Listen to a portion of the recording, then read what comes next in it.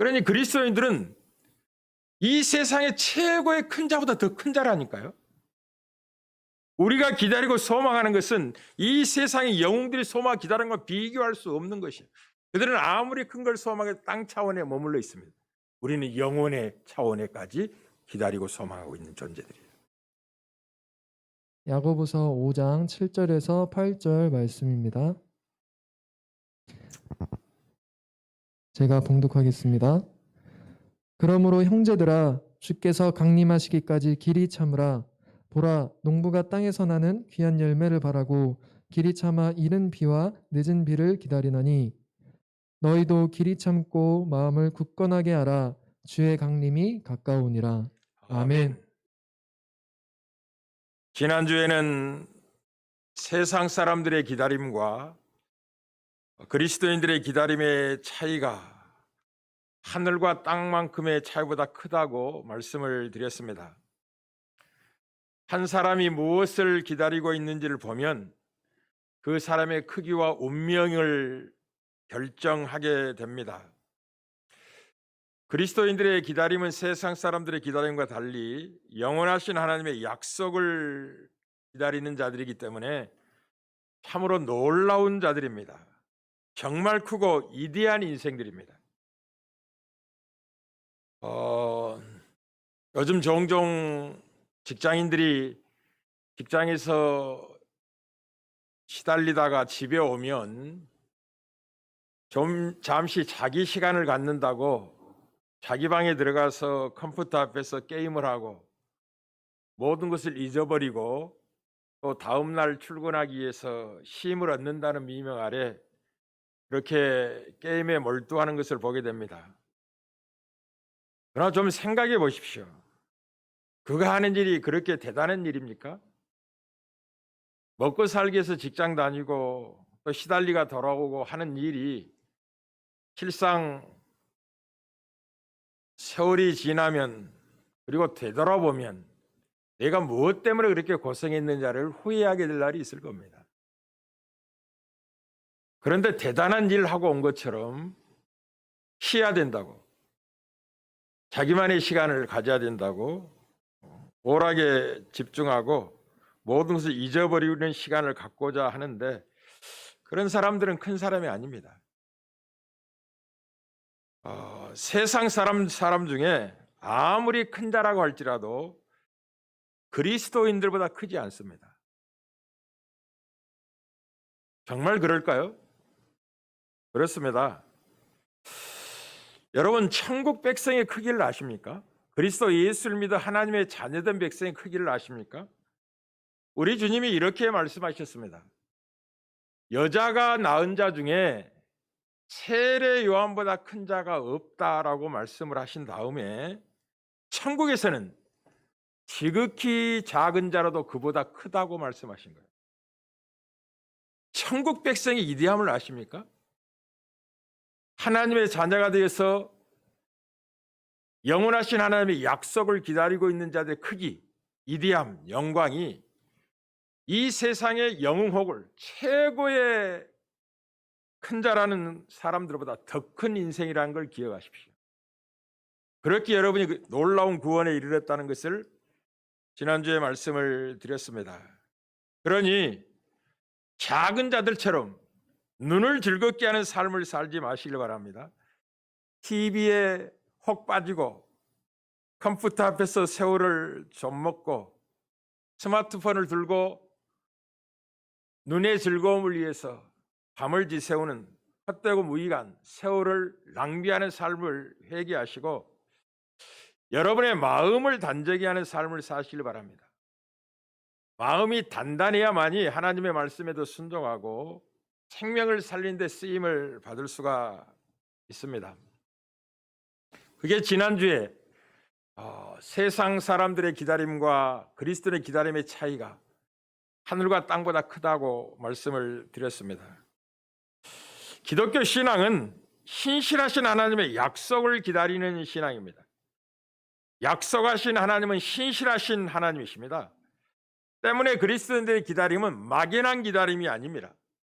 적극적이고 능동적으로 기다리는 신앙입니다. 왜냐하면 약속하신 분이 신실하기 때문에 그렇습니다.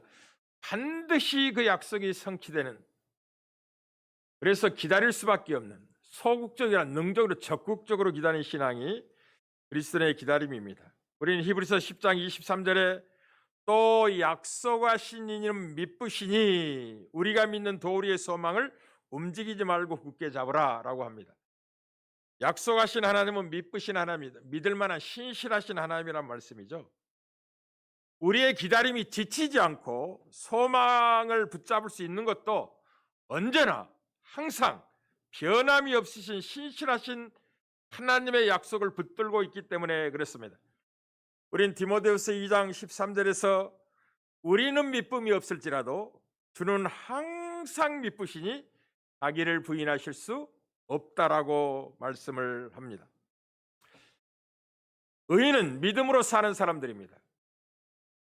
우리는 믿음으로 구원에 이른 백성들이고, 다른 말로 하면 믿음 안에는 소망으로 구원받는다는 말이 내용화되어 있습니다.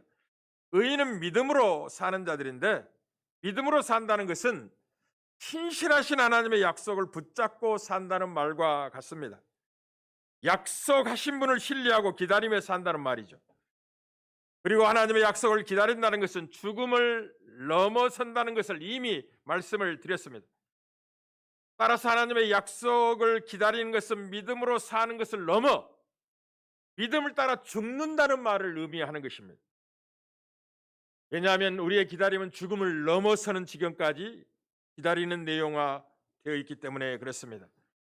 그것을 야곱이 마지막 죽을 때, 그리고 요셉이 마지막 죽기 전에 어떻게 하나님의 약속을 의지하고 유언으로 남겼느냐를 통해서 여러분들에게 확인을 시켰습니다.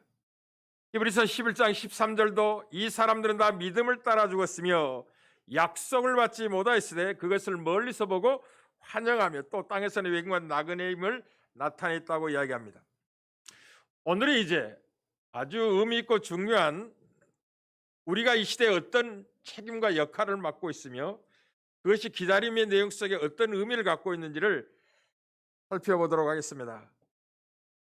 오늘은 믿음으로 산다는 것이 어떻게 세대를 넘어서 멀리 있는 결승점을 향해 모든 세대가 함께 자기가 맡은 구간을 달려가는 것인 것을 먼저 살펴보고, 자기가 달려가야 될 구간을 다 뛰어가는 세대는 다음 주자가 그 구간을 달리고 마지막 주자가 결승점에 이르기까지 길이 참아 기다려야 한다는 것을 오늘 본문을 통해서 확인을 해보도록 하겠습니다.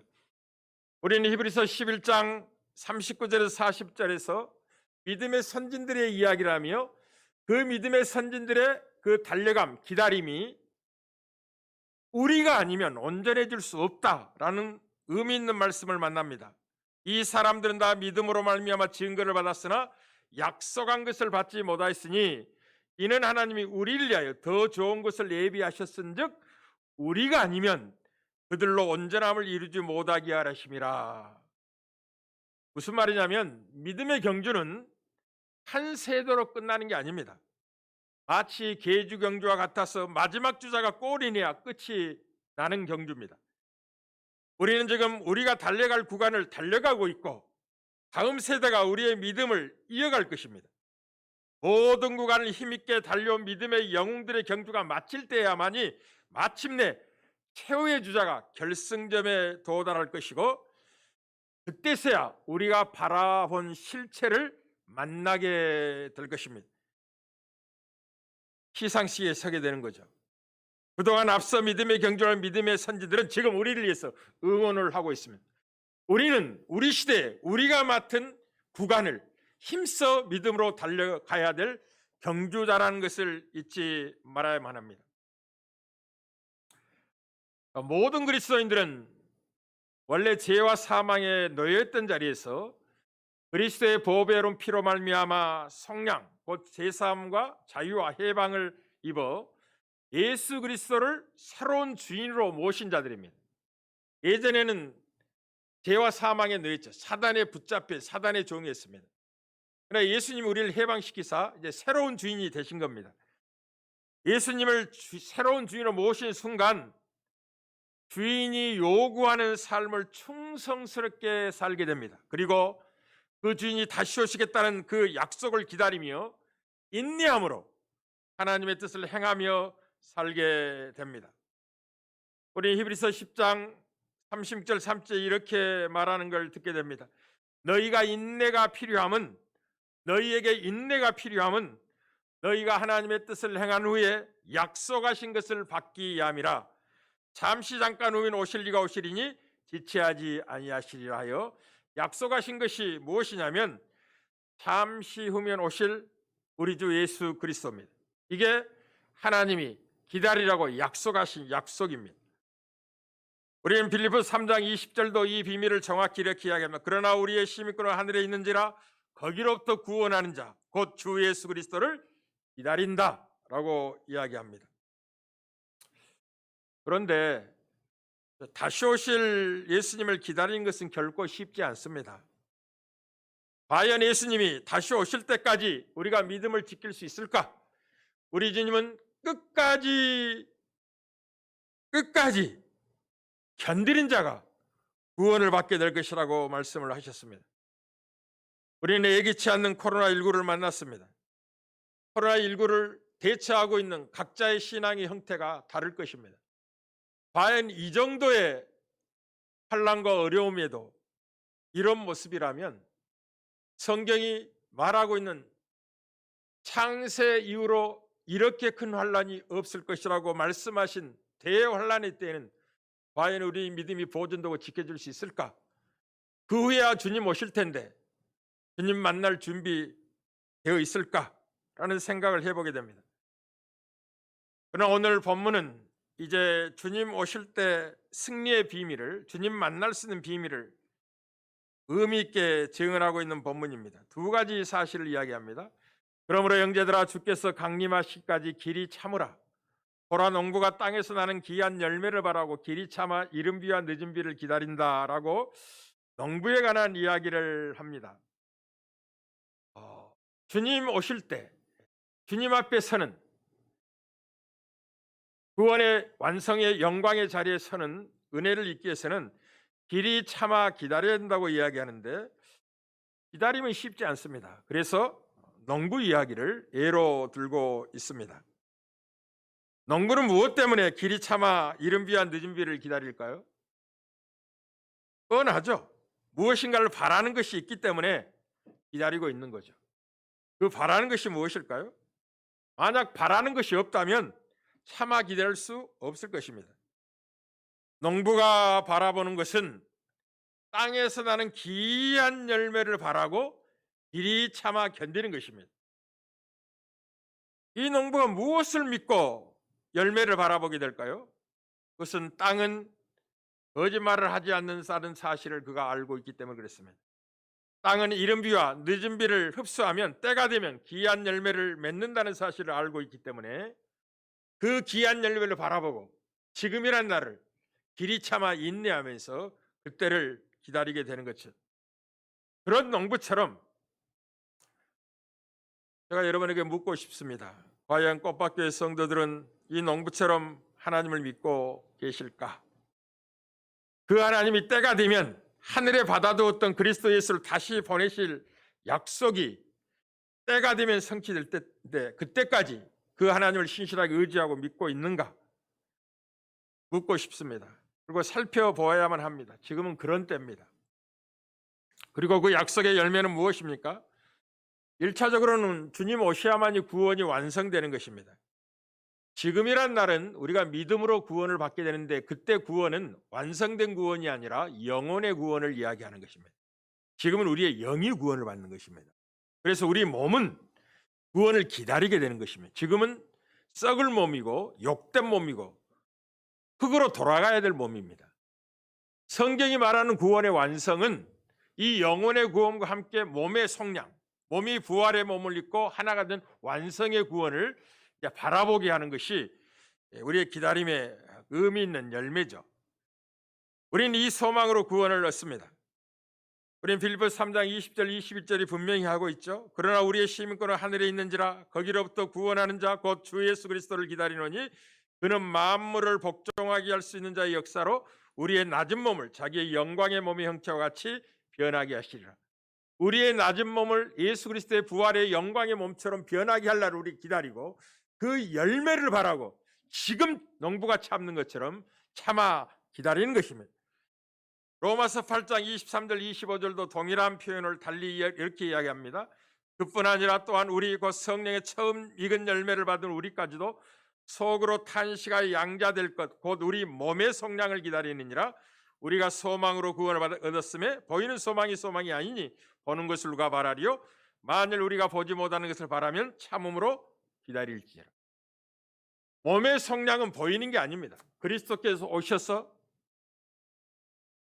주 안에서 죽은 자들이 부활하여 그리스도를 만나고 땅에 살아서 믿음을 가지고 주를 섬기고 있는 자들은 호련히 변하여 주를 만나게 될 것입니다. 변화돼야만이 주를 만나게 될 것입니다. 그 변화의 때까지 참음으로 기다리는 게 우리가 소망하는 거죠. 우리가 그리스도가 다시 오실 때까지 참게 기다릴 수 있는 이유는 하나님의 약속의 소망이 있기 때문에 그렇습니다. 소망이 있기 때문에 우리가 참을 수 있고 기다릴 수 있습니다. 주님 오시다고 약속하셨습니다. 반드시 오실 것입니다. 오실 때까지 길이 참아야 됩니다. 두 번째는 마음을 굳건하게 하라고 합니다. 너희도 길이 참고 마음을 굳건하게 해라. 주의 강림이 가까우니라고 합니다. 이 마음이 약해지지 않도록 성도들은 조심해야 됩니다. 아주 조심해야 됩니다. 마음은 견딜 수 있는 무게, 한계가 있습니다. 너무 무거우면 포기하게 됩니다. 그래서 신앙생활은 마음을 지키는 신앙과 같습니다. 그리고 여러분의 마음을 무엇이 무겁게 하는지를 알고 계셔야 됩니다. 그것은 술 취함과 방탕함이 그리고 생활의 염려가 신자의 마음을 완악하게 만들어 주님을 기다리지 못하게 합니다. 아주 조심하셔야 됩니다. 그렇기 때문에 항상 성령의 충만함을 잊고 살아야 됩니다. 여러분의 삶을 주님께 맡기고 기도해야 됩니다. 성령 충만하지 않는다면, 여러분의 염려거리를 주님께 맡기고 기도할 수 있는 삶이 허락되지 않았다면 신자들의 마음의 무거운 짐 때문에 마음이 완악해져서 더 이상 주님을 기다리지 못 믿음을 버리게 될 것입니다. 깨어 항상 기도하지 않는다면 덕과 같이 임하시는 주님을 맞이할 수 없을 것입니다. 그래서 마음을 굳게 해야 됩니다. 마음을 항상 은혜로 다스리고 계셔야 됩니다. 술 취함과 방탕이나 죄된 삶은 당연히 주님을 맞을 수 없는 세월을 낭비하는 도둑같이 오시는 주님을 만날 수 없게 하는 거죠. 깨어 있어야 됩니다. 그리고 마음을 굳건하게 해야 됩니다. 생활의 염려로 마음이 완악해지지 않도록 하셔야 됩니다. 직장을 잡는 젊이들은 직장을 잡기 전까지는 살아도 산 것이 아닌 것처럼 그렇게 살 필요 전혀 없습니다. 전혀 그거 중요하지 않습니다. 어느 정도 중요하지 않느냐. 세상에 수만 가지 직장이 있어도 내가 가야 될 것은 오직 한 가지입니다. 정말 큰 자는 자기의 목표를 위해서 세월을 기다립니다. 제갈공명처럼.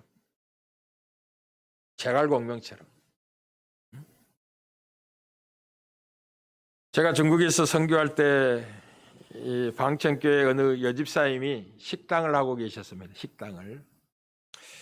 근데 남편은 이제 예수를 안 믿는 사람이고 남편이 타지로 사업을 하고 간다고 사업한다는 미명 아래 빚을 중국 돈으로 100만 위안을 졌다는 거예요.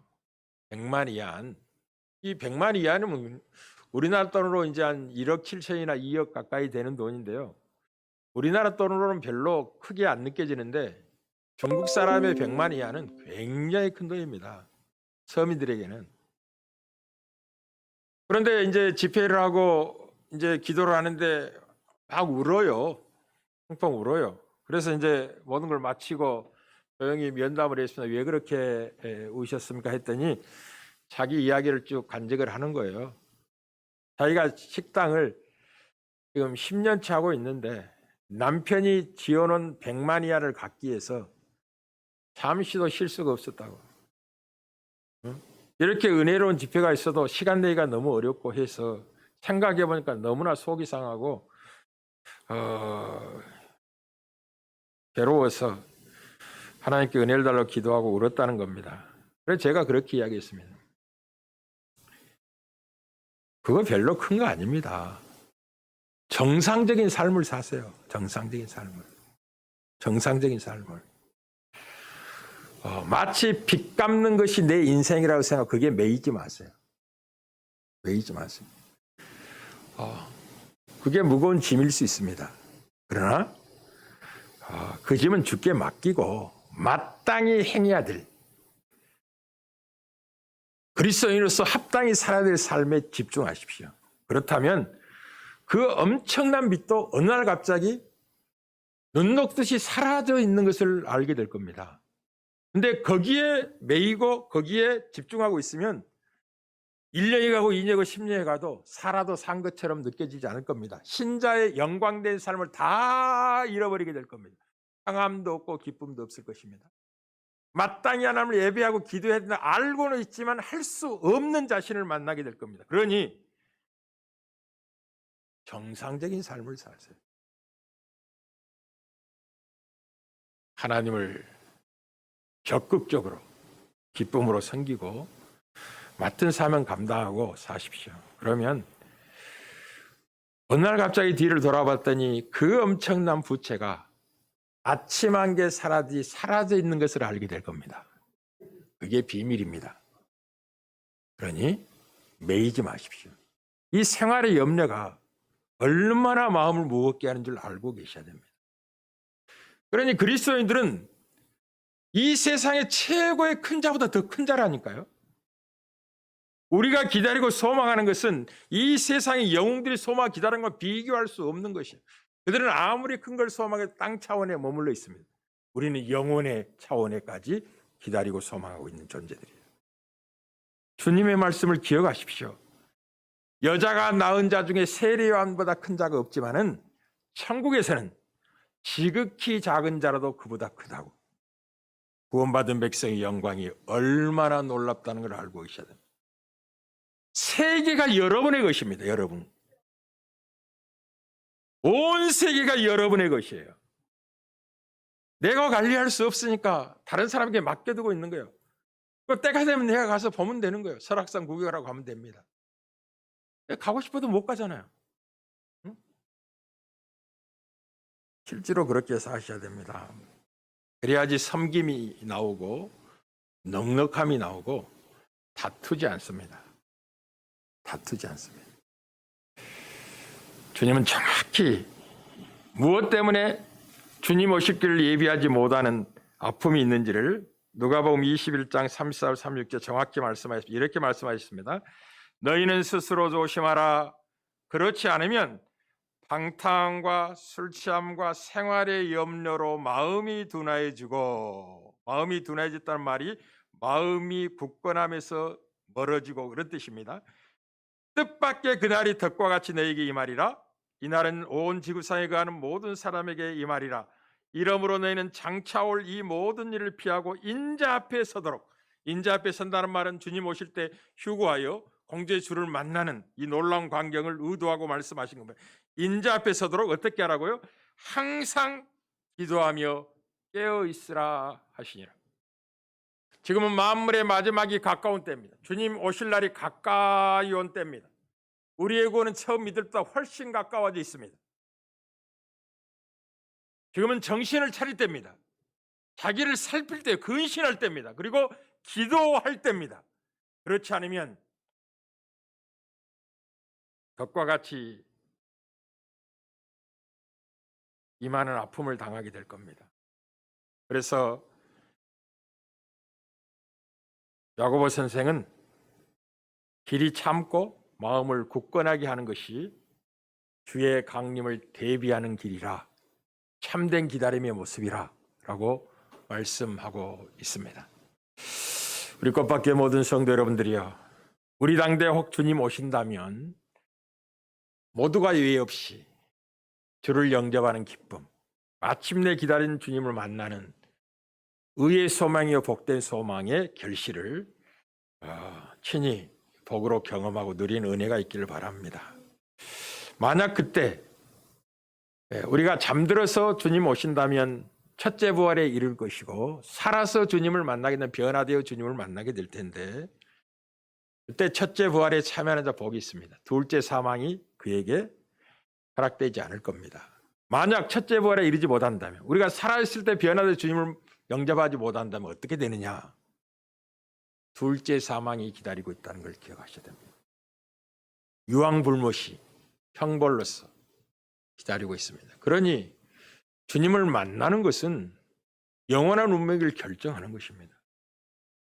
우리의 기다림은 운명을 결정하는 것입니다. 다시 오실 주님을 기다리는 겁니다.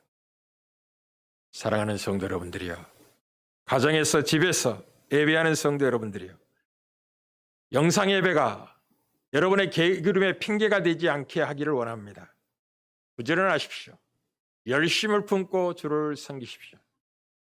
한 번 더 주의 전에 나와 예배하고 기도하기에 온 마음을 기울이십시오.